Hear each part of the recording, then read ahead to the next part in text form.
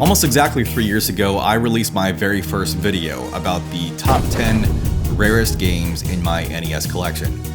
Not the most imaginative topic, I know, but remember this was my first attempt at actually crafting a full YouTube video, so I needed a low-hanging fruit topic that I could easily work with while I focused on the arduous task of basically learning video editing from scratch. And 3 years later, I'm still trying to learn video editing. Now, my first lesson in video editing was that it's a lot more time-consuming than I ever imagined, so I quickly decided to split the list up into 3 separate videos. Now, obviously, I got sidetracked after part 2, but after 3 years, I'm finally returning to finish up what should probably never have been a multi-part series to begin with. But since it has been so long, I should probably kind of briefly recap what has happened so far. First of all, how did I pick these games? Well, I didn't pick them myself. The app I've been using to organize and keep track of my game collection has a feature which allows you to sort your games by value or rarity.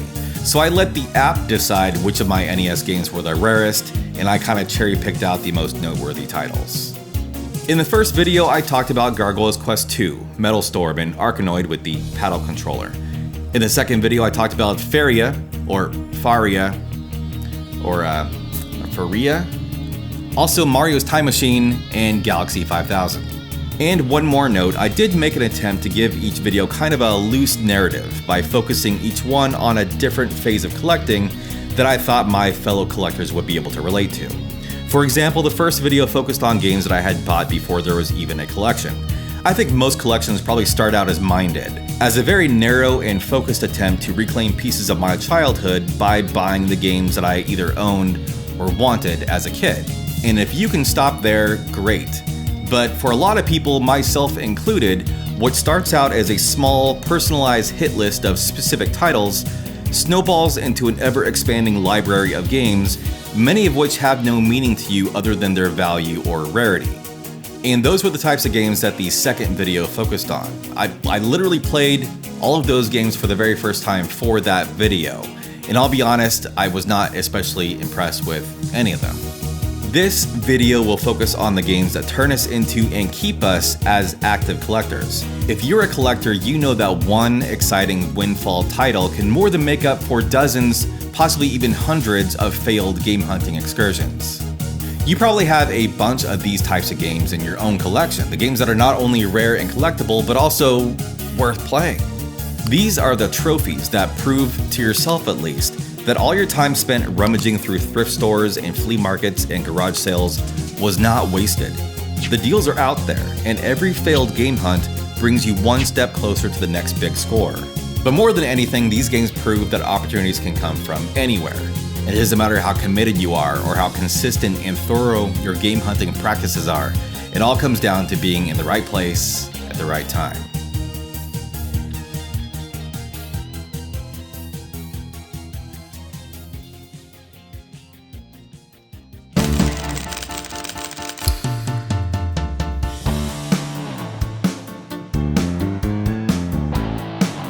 My wife likes to say that I have the luck of the devil himself, although she exaggerates.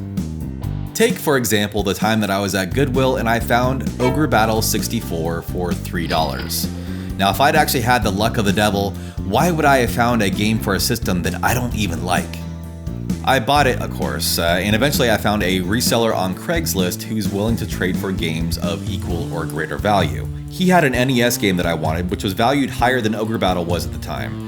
So I bundled it up with Mario Party 2 and Legend of the Mystical Ninja on the N64, both of which I paid probably no more than $8 for, and we just did an even trade. And that is how I ended up with Mighty Final Fight for the equivalent of about $20.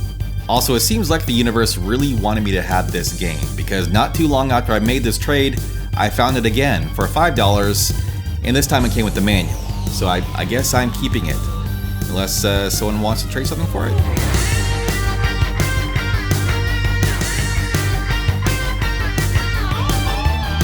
I have very little experience with the Final Fight series, which is mainly because I'm not all that interested in beat-em-ups as a whole. There are a few games in the genre that I like quite a bit, like Castle Crashers, anything with the Ninja Turtles or Batman in it. But for the most part, I think by design, these games have extremely limited and repetitive gameplay, and they just don't hold my interest for very long. please don't try to recommend me anything. I'm at peace with not liking these games. It's not like I have a beat 'em up shaped hole in my heart that I need anyone else's help to fill. Anyway, Mighty Final Fight checks all the right boxes to land a spot on that short list of beat 'em ups that I think are actually worth my time.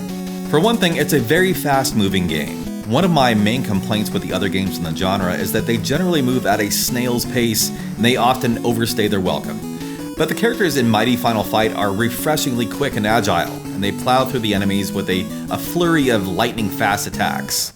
There are also only 5 levels in this game, so it's over before the gameplay even has a chance to become boring. Also, you can level up the characters. I don't care what the game is, if it incorporates some kind of level up system, it automatically becomes better. Experience points are awarded based on how you defeat the enemies. You earn more points by defeating enemies with special, flashy attacks than you do by using basic punches and kicks. I honestly did not expect much from this game given my complete lack of interest in the main Final Fight series and my general disdain for the beat-em-ups genre as a whole, but I was surprised by how much I enjoyed this game. I've heard some people complain about the lack of multiplayer, but I don't have any friends to play with anyway, so this doesn't bother me at all.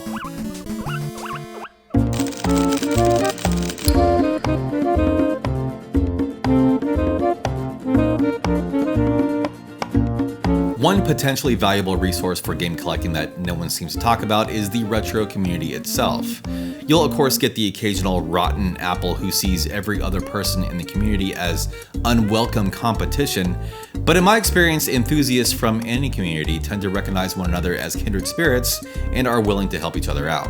Years ago, I had an online friend from the Sega 16 forums, and he announced one day that he was going to the flea market and does anyone have any games that they would like him to look for. I threw out a couple of titles, and lo and behold, he found at least one of them, which he passed along to me for the price that he paid plus shipping. I think it was probably about $10 or $15, and that game was Bucky OHare. Bucky OHare is based on a cartoon or possibly a comic book series, I'm not really sure. I've only ever known the series from the video game, so I'm unfamiliar with whatever form the series originally took. Although I do have a couple of the action figures, for some reason. This game essentially plays like Konami's answer to Mega Man. You play as Captain Bucky OHare and you have to rescue your crewmates from these 4 planets at the beginning of the game. You can play through these first stages in any order you want, like Mega Man. And once you rescue a crew member, they become playable characters, each with their own unique abilities, not unlike Mega Man. For example, one can wall climb, another can hover, one has a spread shot, one has a charge shot, your typical video game special abilities. Now this is a quintessential Konami game, meaning that it has great graphics and very good music, although the soundtrack isn't quite as good as some of the other upper echelon Konami titles. The game's soundtrack is probably more on par with the Ninja Turtles series than the Castlevania series, if you know what I'm saying. And the difficulty is absolutely on par with what you would expect from Konami. This is an extremely challenging game. No, it is actually hard. I would say this is probably one of the most difficult games that I played on the NES. You know that feeling in Gradius or Life Force when you collected just a few too many speed power-ups? That's how all the characters move in this game. The control is just a little too responsive, the movement just a little too zippy. The characters definitely could have used just a touch more floatiness, that would have been perfect. Also, you have a health bar in this game, which can be upgraded over the course of the game, but almost everything kills you in one hit, so the health bar is honestly kind of meaningless. But at the same time, well, you have me all self-conscious now. I don't know if I want to say it. The game gives you unlimited continues, and the checkpoint system is almost unreasonably forgiving. All the levels in this game are divided into about a dozen substages, and most of these substages are extremely short, like only a few screens long. The start of every substage is a checkpoint, and every time you die, even if you are continuing from a game over, you restart from that checkpoint, even if it's right in front of the stage boss. This is so generous that in spite of the difficulty that I would honestly probably compare to Battletoads, it's very easy to run through this game completely on your very first attempt. It's really not though. There comes a point where even unlimited continues don't offset how incredibly easy it is to die in this game, and how often you'll be seeing the game over screen. The generous checkpoints kept me from getting too frustrated with the game, but the hyper-responsive controls and the ruthless difficulty kept me from having a lot of fun. I ran through this game a couple times, and even though I really want to like it, I just don't know if I'll ever play it again. I don't know, maybe an 8? Yeah, remember that Super Meat Boy and Cuphead gave you unlimited continues also. Doesn't mean they're easy games.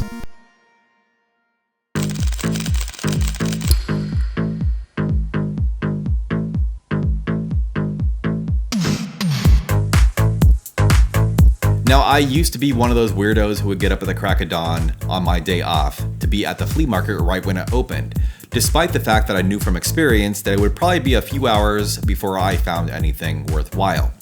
See, a lot of times what happens is before the flea market or swap meet opens to the public, the resellers whose job it is to sell stuff there every weekend go around to all the casual day sellers and they buy up a lot of the good stuff to sell at their own tables and booths, leaving very little to the people who are coming in when the doors actually open. I'm not going to label that good or bad, it's just the way things are, but I will say that if I were a reseller and selling stuff at the flea market was a primary source of my income, I would probably do the same thing.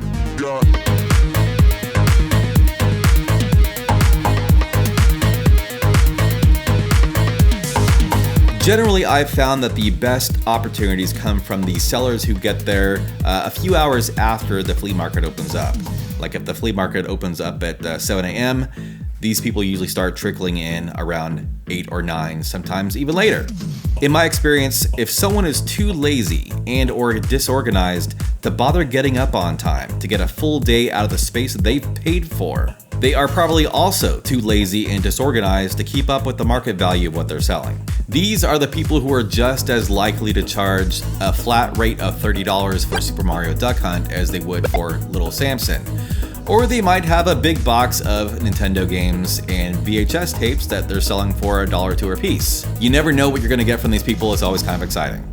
So on one particular day, I've been at the swap meet for a few hours. It's approaching 10 o'clock. I'm a little tired and grumpy. I've been walking around since 7 a.m. and I haven't found anything. And I'm making one final circuit through the swap meet before I give up and go home. And I happen to walk by one of these late arrivals as he's setting up his table. And out of the corner of my eye, I see that he sets this out on his table. Now, if I had passed his table just a few seconds sooner, I would have just walked on by without even seeing anything. If I'd been just a few seconds later, like if I'd stopped to tie my shoes, someone else would have gotten the table before I did. So I happened to be walking by his table at the exact right time. So I pick it up and ask him how much he wants for it. At the time, I think the top loader was going for about $60 to $80. I happen to have $60 in my pocket, and I'm hoping that's as high as he goes. However, I know that I'm probably going to pay whatever he's asking, even if it means walking all the way back to the ATM to get some more cash out, because you just didn't really see these things too often, and you probably still don't. So I'm guessing he probably didn't know what this thing was. He probably thought it was like a knockoff system, because the price he gives me was $5. $5. Now, I love the top loader, or the new style NES as it was called. It's a great looking system, and it is apparently more reliable than the old toaster model because it doesn't have the regional lockout chip or the fussy 72-pin ZIF connector. Now, I can't really speak to how reliable this system is because the last time I played it was the day I bought it, and that was just to make sure that it works.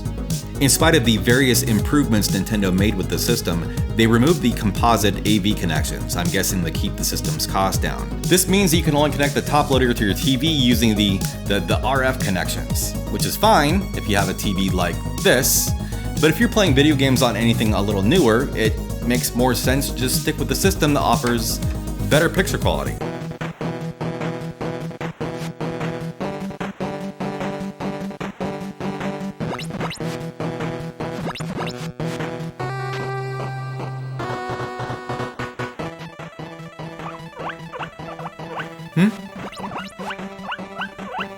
It's Toxic Crusaders.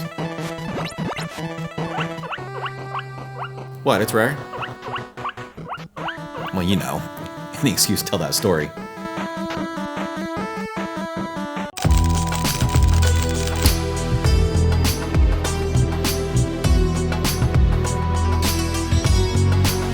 My wife has a friend, let's call her Harmony, and she is as into makeup as I am into video games. That's actually how she and my wife originally met. My wife tells me that she and Harmony worked together years ago at a place called Sephora, whatever that means. So I come home from work one day and Harmony is visiting. I had just purchased a new NES game that day, nothing major, it was just Yo-Noid. And Harmony sees it as I'm showing it to my wife and she goes, "Oh, I have that game." And this kind of stunned silence falls over the house. Harmony has been to our house many, many times, and you have to walk by my game collection when you walk in the door. So my shelves of games are the first thing anyone sees when they come to our house. This is the first I've ever heard of Harmony having any games of her own. So I'm kind of surprised, but I start asking what other games she has. She rattles off a few of the obvious titles. She doesn't know all the names of the games, so she's being kind of vague. I have to kind of fill in some of the blanks myself. For example, she describes one of the games as one with a guy in a pogo stick. You know, DuckTales. Meanwhile, my wife is just sitting there just silent and just totally stone-faced. When Harmony leaves, my wife tells me that she had no idea that Harmony ever had the slightest interest in video games. It's kind of amusing that they've known each other for years, and despite the fact that my wife also is interested in video games, and she and Harmony have had this shared interest, it had somehow never come up in just years and years of conversations. Like, I don't even know what they've been talking about all this time. So that night, Harmony texts my wife a picture of her tiny little game collection, and she's got like 5 or 6 games in there. And I see that the game that she described as the pogo stick game actually is DuckTales, just not DuckTales 1. When I comment how impressive it was that she owned DuckTales 2, she says, "Oh, I don't even like that game. Do you want it?" And I did. I did want it. But I'm not just gonna let her give it to me. I do have principles. I let her know that this is a somewhat rare and desirable game. It's a little expensive, and I just wouldn't feel right about taking it off her hands for free. And she doesn't know any better. I can't feel like I'm taking advantage of that. So I asked her, "Would you be willing to trade anything for it?" Okay, Mario. Okay, well, I hope you mean Mario 3 because I can make my peace with parting with that one. But if you mean Mario 2, the only copy I have is my childhood copy. I can't get rid of that. No, Super Mario Brothers 1. Super Mario 1. Okay, so you want to trade DuckTales 2 for the original Super Mario Brothers, the most common game on the NES. I do have principles.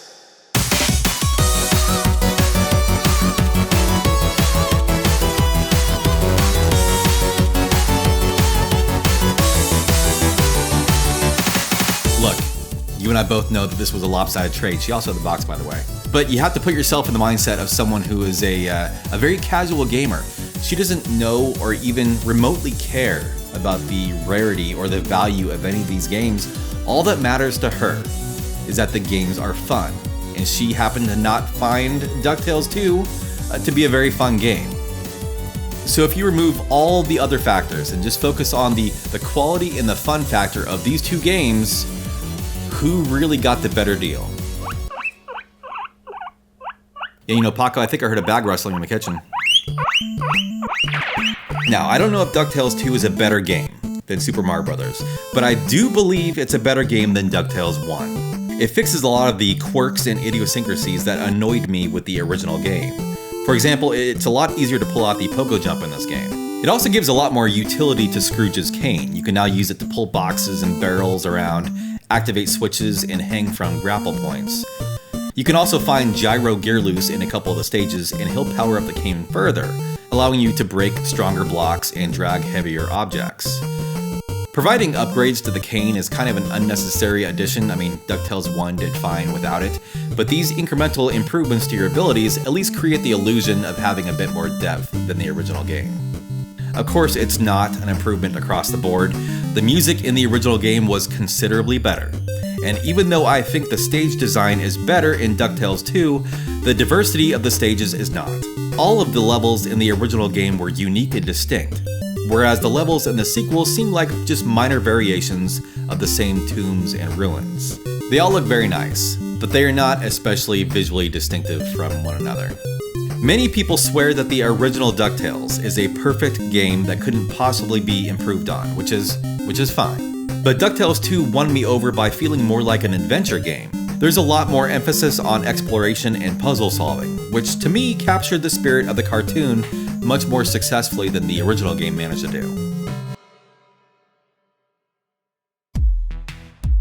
Well, it took us a while to get there, but I finally got out the full list of 10 of the rarest games in my NES collection.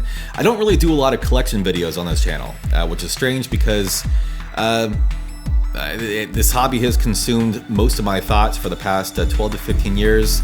Maybe not so much recently. I've been trying to be more of a gamer than a collector lately. But for whatever reason, I decided not to really focus too much on the collection portion of the video game hobby on this channel. For better or worse, that's probably one of the reasons why it took me so long to get this final video out in the first place. But thank you to everyone who has watched up to this point, and thank you to everyone who has watched those older videos too. I know they're a little rough around the edges. Not that I'm really that much smoother these days, but doesn't matter. I'm Mr. Matthews. Goodbye.